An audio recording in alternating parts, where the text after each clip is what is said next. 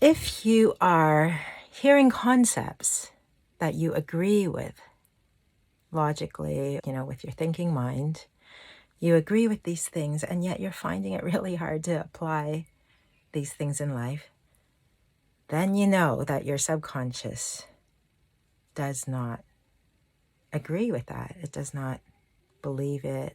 It's got excuses, reasons, lots of things in the way of it accessing this thing that you know in your mind. And it usually is the case that it's your subconscious that needs to align with your conscious.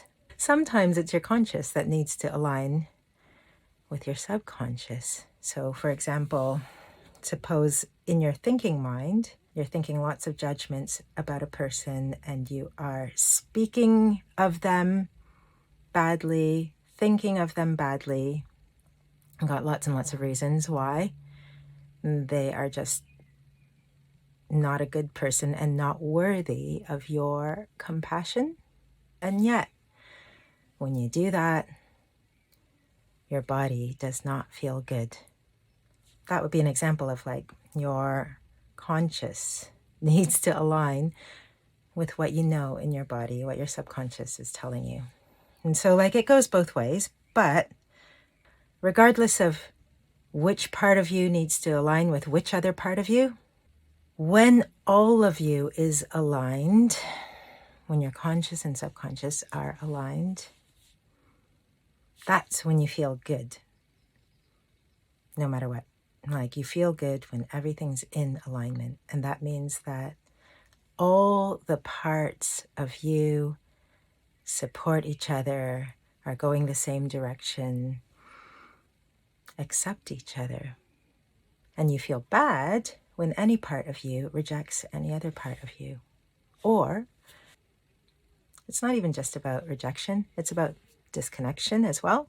So when any part of you is not connected to another part of you, and that happens very, very naturally, often as we are experiencing things and growing up, anytime we experience something where some part of ourselves we feel we've got to detach from to protect ourselves for whatever reason. Like we might feel we need to detach from a part of ourselves in order to be accepted.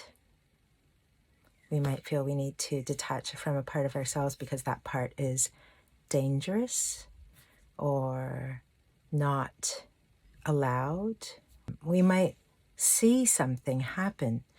For example, anger is a very common one. Like, so we see somebody who is angry and they do something really scary or really harmful in their anger. And then in that moment, we might dissociate. We might detach and disconnect from any part of ourselves that feels angry. And then from that point on, we could be dissociated, we could be disconnected from the part of us that feels anger, so that things happen.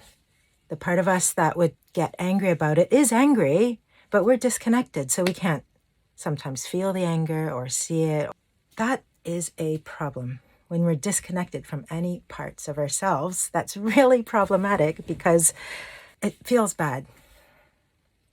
And it's also very disempowering. We are most in our power when we are most connected with as much of ourselves as possible. The thing is, as we go through these experiences through life where we're trying to make sense of life and figuring out how to survive, figuring out how to cope, all of us are in this continual process of disconnecting from parts of ourselves that we think, oh, those bits aren't acceptable. And then it takes a really long time for us to ever come around to realizing that we've disconnected from these things, that these things are a part of ourselves, that it's okay to feel whatever we feel, to think whatever we think, to be whoever we are.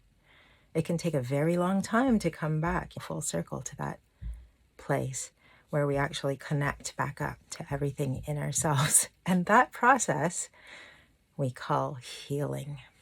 that process of just connecting back to ourselves. Like when I look at it, the thing that strikes me as really funny is just, I see so many people working so hard, wanting healing.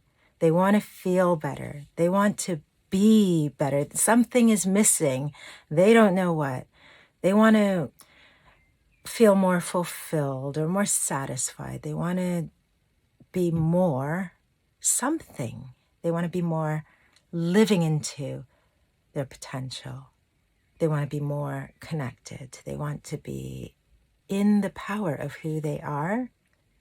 Then they go out looking for answers and looking for things that are going to fix all this stuff, when the answer is simply to get to know themselves better and better and better, to give themselves permission to be everything that they are and to accept every part of what they are.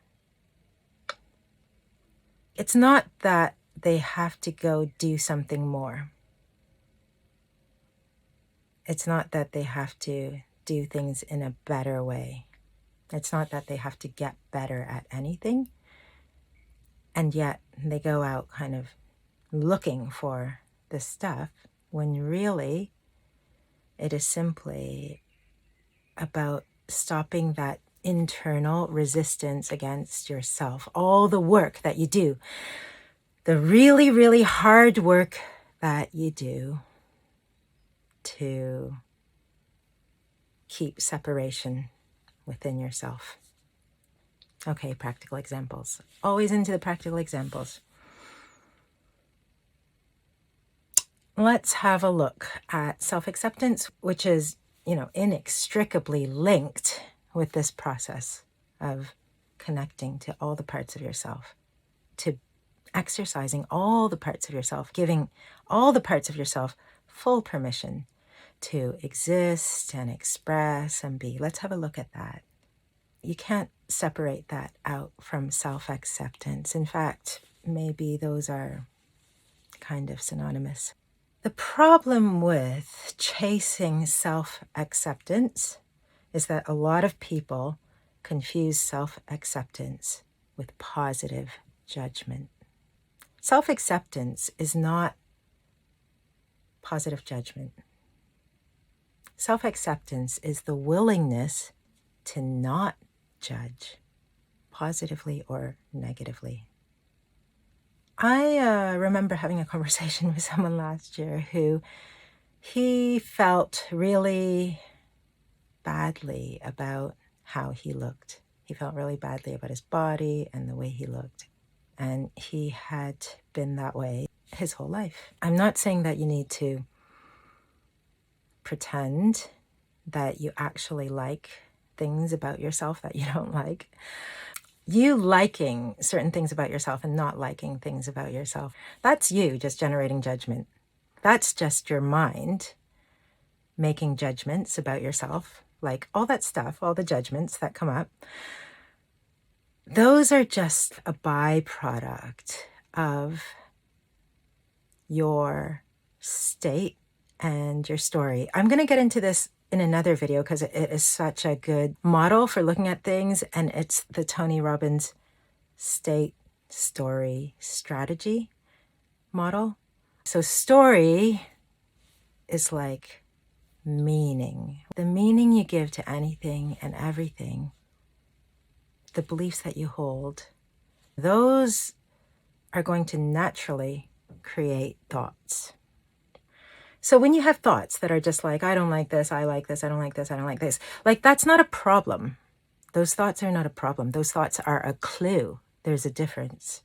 Those thoughts are clues that are showing you the meanings that you're carrying, something about the meanings you're carrying, something about the beliefs you hold, something about your state. Those thoughts are clues about these foundational, really, really important things about yourself in that moment, just in that moment. Just like in one moment, you might be in a certain situation and you might have like a whole load of thoughts about that situation. But in a totally different moment, you might be in what looks like that exact same situation, but you're going to have a whole different set of thoughts about that situation. Your thoughts are always showing you, they're clues, they're showing you something about what's happening underneath. The stuff that's underneath, that's your state, the state you're in. Like, are you rested? Are you in your strength? Are you centered? Are you stressed out? Or are you operating with ease? Are you hungry? Are you sleepy? Are you sleep deprived? Are you deprived of any of your basic needs? Are you hurt? So yeah, let's have a look at thoughts. Thoughts about the way you look. Thoughts about your body. Like, I'm just laughing because people so often think that the thoughts they have are true. They so often think that the thoughts they have are just like them making observations about reality, but it's not. Your thoughts are just the clues about your state, your story, your meanings. That's all your thoughts are. But people so often think like, their thoughts are like some sort of truth etched in stone. You're having these thoughts that are just judgments about your body, negative or positive. That's showing you something about stuff you believe and the state you're in at that moment when you're having those thoughts. It's like a combination of all of that. Suppose you feel really badly because you have these thoughts, these negative judgments about your body. Now, the thing that also happens a lot when people experience this particular thing, so you have this thought, which happens to be a negative judgment about your body, which you just like assume is true. You're just like, well, I'm just having this thought because I'm super ugly, or I'm just like really out of shape, or I'm struggling to like generate what those things look like because that's not something that I've really struggled with or been really bothered by for a very, very, very long time. Like probably since I was in my teens when everything was a source of anxiety. And if I looked underneath that, everything was a source of anxiety because I really wanted to feel connected. I didn't feel I had connection. I felt really lonely. I felt like I didn't belong. I wasn't sure where my worth came from. I didn't know what my value came from. And I didn't know because I was just getting millions of conflicting messages all over the place about what makes someone worthy, especially a girl or a woman. And so, yeah, I was getting like tons and tons of confusing messages, and I was trying to go through them, go through all these messages and make sense of it and figure out, what do I think? What do I believe? And so, yeah, when I was like 16, 17, 18, 19, 20, yeah, like that was a period when I wished I looked a certain way and I thought that would make me a better person in some way, some weird way, or like make me sort of more valuable as a human being. Yeah. But anyway, let's keep going with this because I want to get to something that's going to be actually helpful for you. And maybe there's been some helpful stuff for you in that stuff. Just the idea that your judgments, positive or negative about yourself, they're just judgments. They're not true. They're not giving you clues about what to do. They're giving you clues about what you believe. They're giving you clues about your state. And so if you're taking those thoughts and just staying on that surface level and then pursuing action to try to make those thoughts go away or try to soothe those thoughts or whatever, you are barking up the wrong tree, as the saying goes. Those thoughts are telling you about who you are. And really, as we do this work of learning to get really interested in ourselves and really interested in loving ourselves, so that means asking those questions all the time that have our best interests at heart. Those questions like, is this serving me?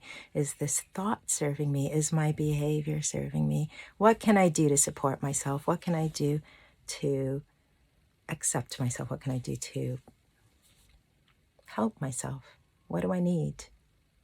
What do I want? What do I feel? Who am I? Who do I want to be? How do I want to be? How do I want to feel? Like when you ask those really good questions that come from a place of, yes, I love you. I want to understand you. I fully support your well-being. And I'm here for you. I want to help. I want to do whatever it takes to support you. And you absolutely have full permission, like absolutely full permission to feel whatever you feel, think whatever you think, want whatever you want. I just want to understand. Like the more you go into this place, the more things will start revealing to you parts of yourself that were too scared to come out before because you were just like pushing them away or rejecting or judging or whatever. Let's go back to this feeling badly about your body idea, because so many people have it. It's no wonder when there's so many messages around where it's implied or where the meaning is that, you know, if you look a certain way, you are more worthy than this other person looking another certain way. There are a lot of messages like that. And so it's no wonder when we have those messages constantly that some part of you buys into that. Unless you actively and powerfully and truly deeply simply decline to participate in that meaning, unless you do that, you're going to take it on. If you feel badly about your body, and then you're like, I'm judging myself as not being good enough or not being as good as others because how I look. What's underneath that? What's underneath that belief? Is it a feeling or a need, a desire to feel accepted? Is it a desire to feel connected? Is it a desire to have a certain kind of life? Is it a desire to feel a certain way? Is it a desire to be a certain way? Like, what's really underneath that? Also, what is the story that you are telling yourself in that moment? Like, is the story that I would be more worthy if I were more beautiful? Or is it I would be more happy if I were more beautiful? Is it that I would be more successful if I were more beautiful? I would just feel better if I were more beautiful. I can tell you right now that any one of those statements makes no logical sense. And it's not hard to find examples that show you that. It's easy to find very beautiful people who are extremely unhappy, extremely unsuccessful by whatever definition of success you create. Success is defined by you and by every person. And so you can take any definition of success, whatever that definition, you're going to find some beautiful people who aren't that. If you feel you would be more worthy if you were more beautiful, the problem is not about your actual worthiness. The problem is that you don't feel worthy. And so what you're actually saying is, I would feel more worthy if I were more beautiful. There are so many beautiful people who don't feel worthy, don't feel fulfilled, don't feel happy. There is no link between how you look and your value or feeling more fulfilled or satisfied. You might feel quite happy about how you look. I don't know. And similarly, you might have people who feel completely happy about how they look, regardless of what the general judgment is. How would you even judge what beautiful looks like? And so by even saying that you're going to take a certain set of rules about what defines beauty, are you going to use society's definition of beauty? If so, why? Like, why that? Why would you use society's definition of beauty? Is that about how you're judged by other people? Is that about how you're accepted by other people? So what you're then talking about is not about wanting to be beautiful. It's about wanting to be accepted or valued or judged positively. But yeah, let's have a look at the difference between positive negative judgment and self-acceptance. So what does it mean to like accept yourself in this way? It's not about swapping from like, oh, I think I'm really ugly to I think I'm really beautiful. It's not about that. Accepting yourself is not like, I accept myself even though I'm really ugly. That's not what acceptance is, because you've missed out a thing. And that is like the assumption you're making when you say, I am really ugly. That's just not a fact. So you can't accept things about yourself that are not actually things about yourself. That's just how acceptance works. So you can observe that you think you're really ugly. I'm using this example that you're really ugly, which is like symbolizing unworthy. You're unworthy in some way. You're not valuable in some way. You can take a moment to just acknowledge that you have this judgment about yourself, and it's okay. It's okay that you have this judgment about yourself. When you're just like, oh, I'm so ugly, that doesn't mean that you need to say, I suck, I'm worthless, I have no value as a human being. Like, you don't have to do that kind of thing. And it doesn't even matter if you feel those things. You still don't have to think those things. That's the great thing. You can shift things into alignment by simply introducing alignment in one aspect of yourself, whichever place it's coming from, conscious, subconscious, right brain, left brain, like whatever. Just introduce the aligned piece and let it exist there peacefully, accepting the other pieces, like not trying to shove them out. And so like saying, yeah, I totally accept myself, even though I have this judgment about myself where I believe I'm ugly. I totally accept myself. I acknowledge that I am special. I acknowledge that I am lovable. I acknowledge that I am worthy, that I am precious, that I have value. You know, I totally love and accept myself, even though I feel terrible about myself, even though I have negative self-talk, even though I don't think I'm worthy, I still totally love and accept myself. You can introduce that piece into that equation. That's how you do it. That's the beginning. The reason I am telling you this now is not because I'm saying this is what you should do. I'm only giving you this idea because once you really know something, like you really know it, you can't unknow it.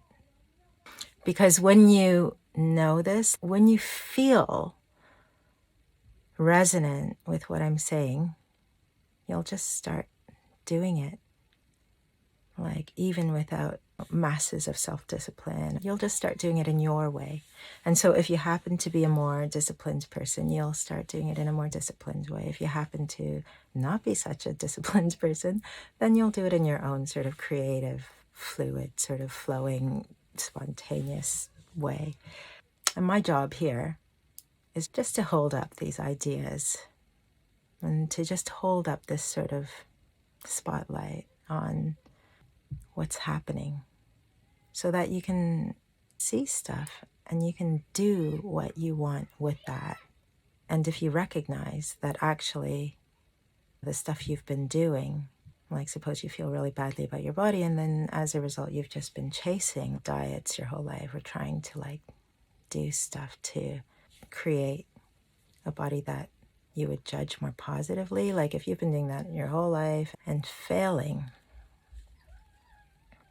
or succeeding, maybe my talking about things in this way will help you to see things in a slightly different light, where you can see that chasing the stuff on the surface, so meeting your self-judgments on that level, where you just engage with them on that level and just believe your thoughts and act as though those thoughts are like the truth.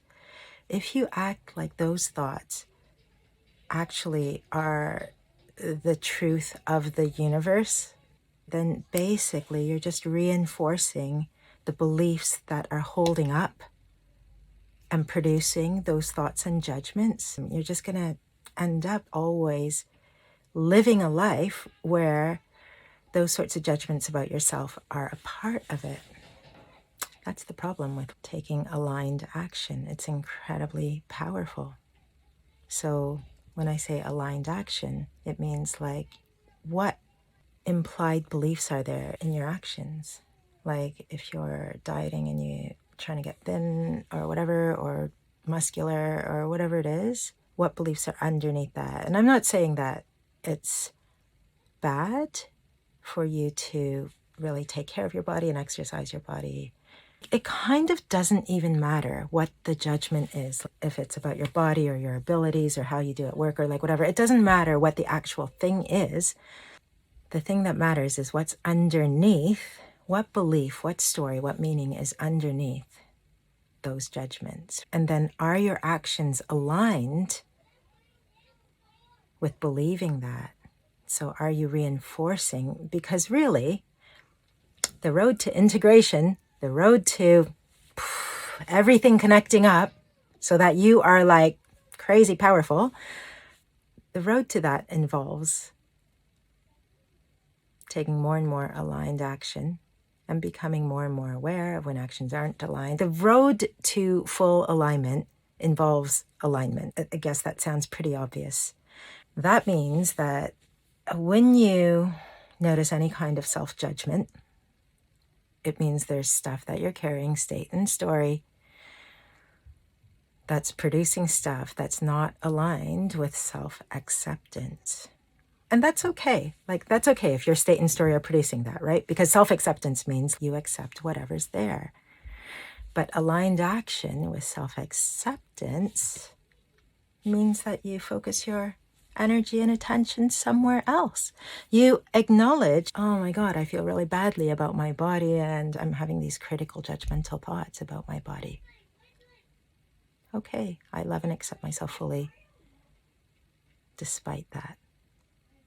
Am I going to obsess over diets? Is that going to be like a huge priority in my life? What's that aligned with? Oh, wait, that's aligned with my self-judgment. Okay, is that what I want to do? I totally love and accept myself no matter what I'm doing, but I do also want to understand, and I do also want to see, what do I really want to do? And here is a clue about the stuff that you really want to do that's in alignment with self-acceptance. If you want to know what that is, look for joy. Look for what brings you joy. Look for what makes you feel more alive. Look for what makes you feel less overwhelmed, less stressed. Look for what really resonates with, like, yeah, this is what my soul wants. This is what my body wants. This is what my heart wants. This is what my mind wants. Look for stuff like that. Like, what is that stuff? It's probably not a diet. And so, like, when you start to change the flow of your energy to be more and more and more aligned with like self-acceptance, connection to yourself, that's when life starts feeling very different, looking very different, being very different. Let me be really clear. We're not trying to get to some sort of superhuman mode of living. That's not what this is about. This is literally about just being yourself.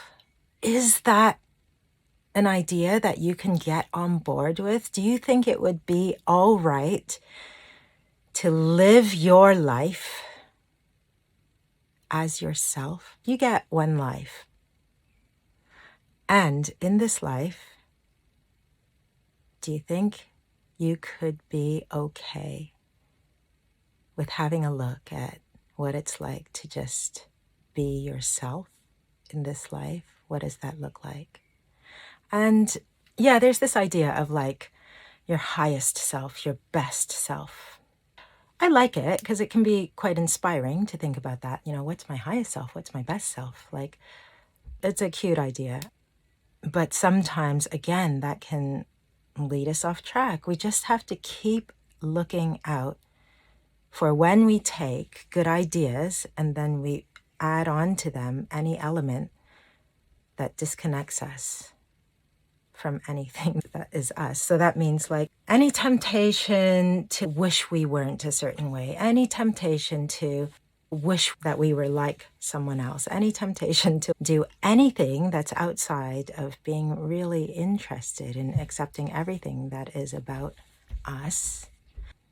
So being your highest self, I think the reason that's so inspiring and such an interesting idea is so often we don't give ourselves permission to really do what we want or to go for what we want. Lots of excuses and objections come up for us. It's all the protective safety stuff, right? It's all the subconscious stuff that says like, oh no, you could never do that. Oh, you're just not like that. You're not good enough in that way. You can't do this, can't do that, can't do this, is not realistic. Like it's that stuff, that protective stuff trying to save you from disappointment, trying to protect you from failure, trying to protect you from stepping outside of your limits. It's the side of you that is always like, hey, you know what?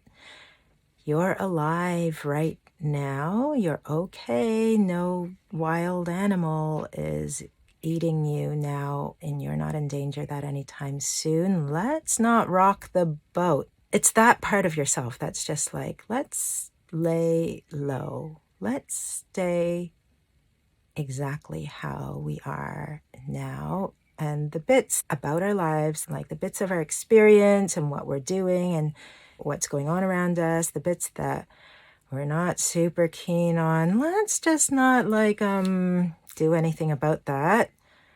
Let's not do anything about that because you're safe now. There's always the possibility that if you do anything about any of these things, there's always the possibility that you're not going to be okay. There's always that, right?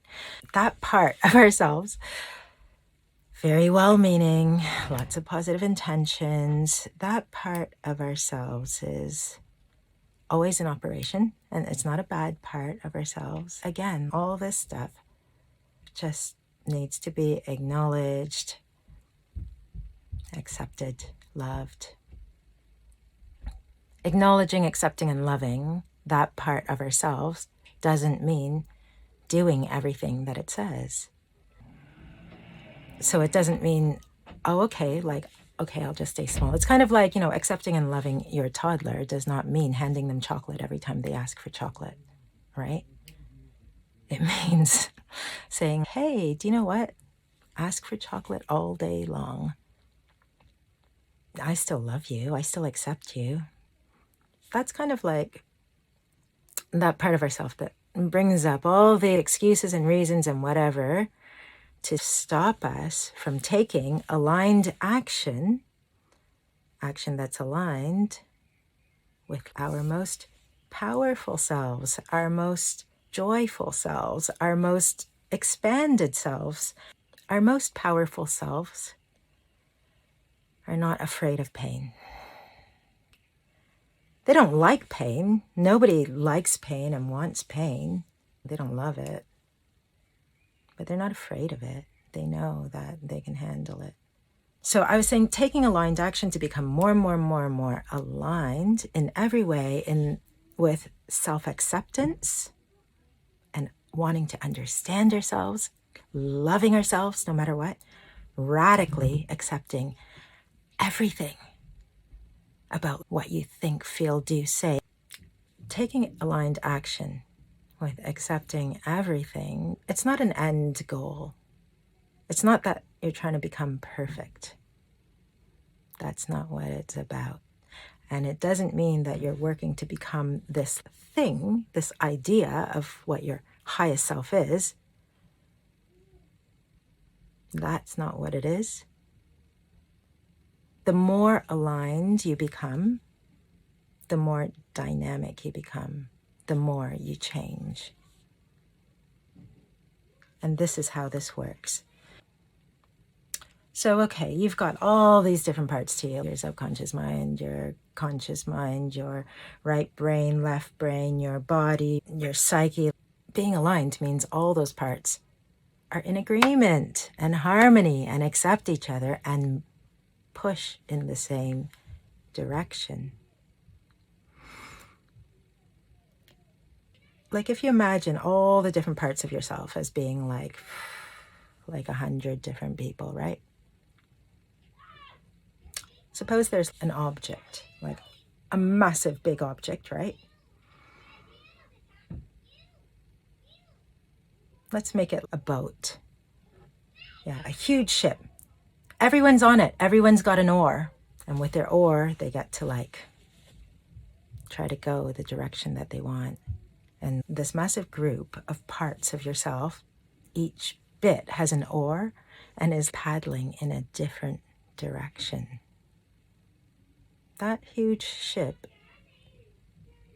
is not going to get anywhere fast. It may stay stuck in that place indefinitely if all the directions kind of combine to keep it stuck. Suppose all the different directions combine to make it move in a direction. You're going to be moving slowly in that direction for as long as everybody maintains their directions. But if they change, they might sort of come back, or they might change directions. But whichever way it goes, it's not going to move that fast. Imagine if, bit by bit by bit, different people start syncing up with other bits so that they're rowing in the same direction. Then that big ship's going to start moving more in that direction. That's what this is about. The more you start taking aligned action in alignment with self-acceptance. Self-acceptance is about creating that harmony and alignment within. The more you're going to move in the direction that you want. And that's going to get more and more and more powerful until, suppose everything is aligned. When everything is aligned, yeah, can you imagine? That boat is going to move in that direction way faster than it has ever moved in that direction, because that is your flow, that is your maximum. The crazy thing is, none of those parts has to work any harder than they were before. Even if they work half as hard as they were before, they're still going to be going in their direction so much faster than they ever have before. And this is why we do this work. Well, it's not to get to some destination, but because it's just a lot more fun going the direction that you're working towards. And it's a lot more fun going in that direction easily as opposed to working really, really hard and not shifting at all in that direction. Yeah, that is what I want for you. And that's why I do this thing. But like I was saying, it's really hard for me to put this into like something really practical. But maybe that idea will be enough for you. The practical things would be just like, you've listened to this. That's a practical thing. You've taken in these ideas. And now that's like a part. That's a part of your state. That's a part of your story. So that's going to start coming out in your thoughts. It's a tiny piece. The more you listen to stuff that helps you align with total self-acceptance, the more your state and story get affected, which affects your thoughts, which affects your behaviors, your life. That's the practical action. This is something that I say over and over and over again, like curate carefully what you consume. Watch what you're feeding your mind. Your state and your story, your meanings are driving your behaviors, and that's creating the life that you have right now. And every day it creates your experience every day. If you want a different experience in any way, start with looking at what you're feeding your mind. And so feeding your mind comes from two different places. You've got what you feed externally, like what you're consuming, like what you look at, what you hear. That's the external feeding. Then there's the stuff that you're feeding your mind. The stuff that you're feeding your mind, that is your thoughts, right? So watch your thoughts. Some people talk about overthinking, how they can't switch off or whatever. Well, what are they thinking about when they are overthinking about a thing? Have a look at that, because that's something that you are feeding yourself, right? And then they wonder why they feel so stressed out. They wonder why they feel so badly. Well, have a look at the thoughts that you're feeding yourself. If you look at those thoughts, does it make sense to you that you would feel badly or that you would feel stressed? Are you thinking about wishing to control what someone's doing? Are you thinking about wishing you want a certain outcome from someone or something? Are you basically thinking about things that reinforce you feeling powerless? That's not going to feel good. Yeah, the other practical action is just, aside from looking at who you're spending time with, what you're consuming, what you're thinking, aside from that, which that is maybe the single biggest sort of impact on your mental health, because that's what your mind is eating. Yeah, when you're looking for good stuff to feed your mind for your mental health, just keep checking. Does this thought make me feel good? What thought might make me feel good? What can I think about? And so it's not just about noticing where you're getting sucked into feeding your mind tons and tons of bad stuff, but start looking at what is going to help you understand yourself more. Look at your thoughts and see what thoughts can you think that are more aligned with self-acceptance, more aligned with being curious about yourself, more aligned with being totally accepting of whatever you're thinking, feeling, wanting, whatever, and totally aligned with supporting that. This isn't about getting it right or doing better or doing more. It's actually about doing less resisting, doing less cutting off, doing less disconnecting, doing less limiting, doing less getting in your own way. It's doing less jumping and getting drawn into your judgments. It's getting less distracted by the stuff that doesn't matter, so that you can see what is important to you. And once you see what's important to you, it makes all the difference. Once you see what's important to you, then you can't unknow it. Once you know what's important, you can't unknow what's important. Once you see what you're doing that's getting in the way of you being able to live the way you want, you can't unknow that. And the problem is, when people search for solutions and strategies and answers and whatever, they think that's What's getting in the way? That they've got to have better strategies, actions, behaviors, habits, whatever. They think that's what's getting in the way of them living the life that they want or feeling more aligned, more happy, whatever. But that's going at it backwards. And it's kind of like, it's like that ship with, all the different parts of yourselves are all rowing different directions, right? It's kind of like going around to each part of yourself on the ship or focusing on one particular one. This is kind of like all of us. We all end up with all these different parts of ourselves rowing in different directions. The ship's either stuck or not moving. Some people have figured out how to get the ship moving. Sometimes the people getting their ships moving, it's because they've got a few parts that are incredibly powerful rowers, and they've gone and chained up or locked up some of the rowers that were trying to go the other direction, right? This is like powering through with sheer willpower, self-discipline. That's what this metaphor is that I'm making for you right now.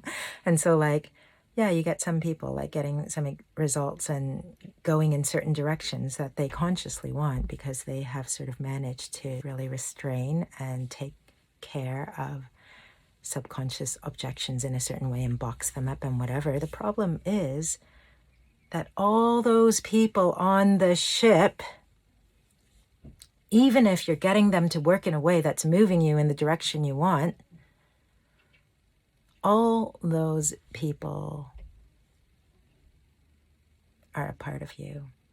So if you imagine your heart, your feelings, your mental state, if you imagine that as like all the feelings of all those individual parts on the big ship, all those feelings create the sum total of what you're feeling. So even if you're getting some results you want or moving in the direction you want in life, if you have this internal conflict going on, you're still going to feel bad. And so that's what we are not about here. Because lots of the solutions out there and strategies about living life, being productive, doing better, whatever it is, lots of those strategies are about how do you make certain parts of yourself really strong, and how do you get those bits to overpower the weaker bits that you don't want, or how do you starve those bits to make them weaker. This is the kind of advice out there.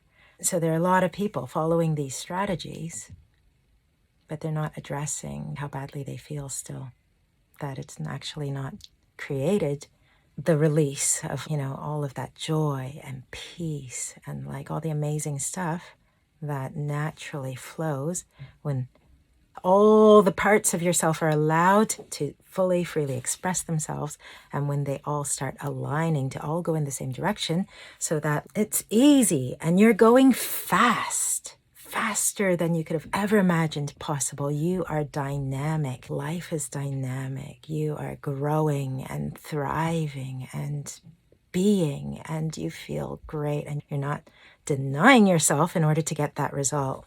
In fact, you are coasting lots of the time. Everyone's going the same direction.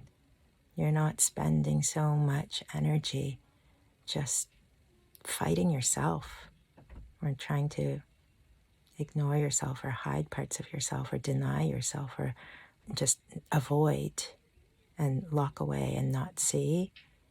None of your energy is going towards that. That's incredibly powerful, and that is the power of alignment, and it's the power of self-acceptance. It's the power of doing this work where you have a look at what is it about yourself that you deny, that you've never found acceptable. What is that? Can you align? Can you accept? Can you accept and love yourself and allow yourself, give yourself permission to have those parts? Can you give yourself permission to make mistakes? Can you give yourself permission to forgive yourself?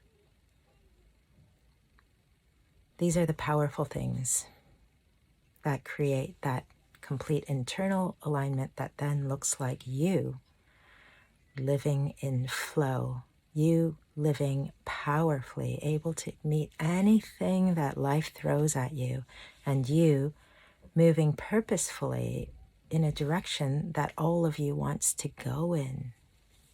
That is the power of alignment. It doesn't mean that you're having to work harder. It doesn't mean that you're having to go to the gym all the time and maintain some insanely strict regime, lifestyle, do everything the same way. All it means is literally just giving yourself permission to be yourself, to accept all of that, whether it's stuff that you judge as positive or negative, and love yourself despite all of that. And then from that space, putting more of your energy in a loving, accepting, self-accepting kind of way, putting more of your energy into things that align more and more with what's right for you, what you truly want. It's about finding out what that is. And so, yeah, I was going to say, but I keep forgetting. At the moment, yeah, this coaching formally thing is like a very new thing for me. I've been coaching informally because I've been doing my entire life informally for most of my life because, and you'll see this all over the place in my videos, because I have very, very late diagnosis ADHD. I was only diagnosed last year when I was 48. I'm still 48. But after I turned 48, that's when I was diagnosed with ADHD. And up until then, I had so much inner conflict, and I had so much I had to work through in terms of self-acceptance. Because just with my ADHD symptoms, I was completely guided by impulsivity. I was always doing stuff that was making it impossible for me to achieve things that I wanted to achieve, do things that I wanted to do, be a certain way that I wanted to be. Like, I didn't want to be hugely dysregulated all the time, especially like in times when I was being triggered. Which, by the way, the times you are triggered are such a gift, because that is what shows you a very, very clear thing that you need to integrate, a very clear part of yourself that you need to accept, heal, align, comfort, love, like some pain that needs comforting or some emotion that needs expressing. Yeah, not necessarily in the situation that's triggering it, but it always shows you something internal that needs dealing with. But anyway, yeah, this coaching thing, doing it formally is quite new. I have got, I think at the moment I have one space available, and this will change all the time depending on what's happening in my life. But for the moment, I have one space available for a weekly coaching client. So if you want to work with me and you want to do specific work where I specifically hold space for you to do this work in your life and week by week by week support you, send me a message. You can go to my website, selfloveroadmap.com, and you can contact me through there, selfloveroadmap.com. So sending you love and blessings, and I hope and I trust that this has served you, and I wish you every thriving success, flow, ease, power.